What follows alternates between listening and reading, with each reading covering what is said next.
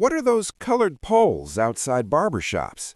You've seen them your entire life. Red, white, and blue striped poles spinning outside barbershops. They're iconic, instantly recognizable, but almost nobody knows what they actually mean. And the real history is darker than you'd ever expect. You might think it's just branding, a way to mark barbershops, something traditional.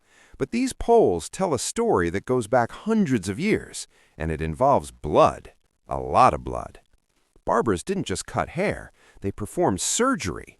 The barber pole dates back to medieval Europe. Back then, barbers weren't just cutting hair and shaving beards, they were also surgeons. Yes, actual surgeons.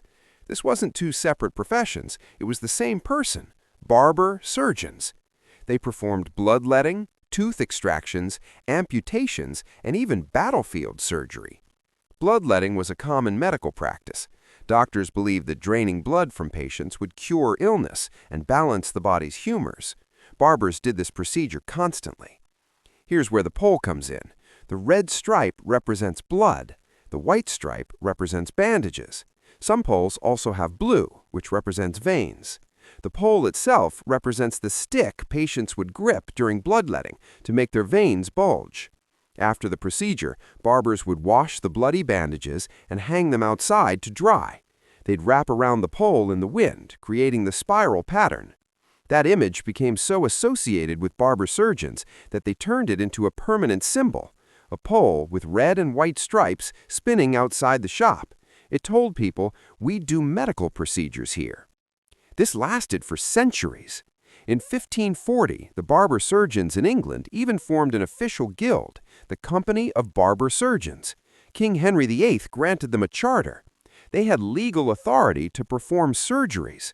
Barbers were respected medical professionals. But there was always tension.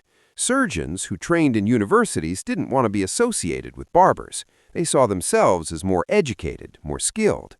By the 1700s, the split finally happened. In 1745, surgeons in England separated from barbers and formed their own profession. Barbers went back to just cutting hair, but they kept the pole. It was too iconic to give up. The symbol stuck.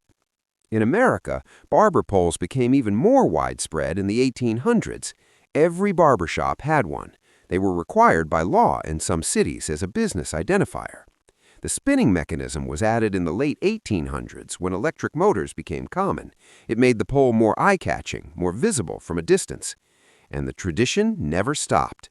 Today, barber poles are purely decorative, but that medical history is still embedded in the design. Here's something most people don't know. The colors actually vary by country.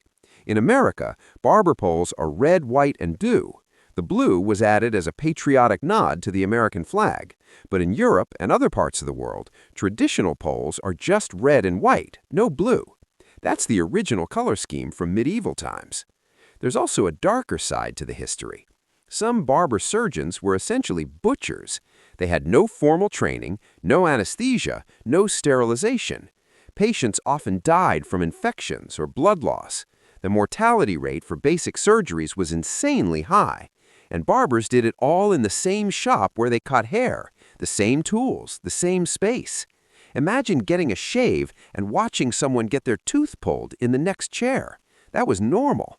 The barber pole was a symbol of trust and terror at the same time. People needed medical help, but going to the barber-surgeon was a gamble.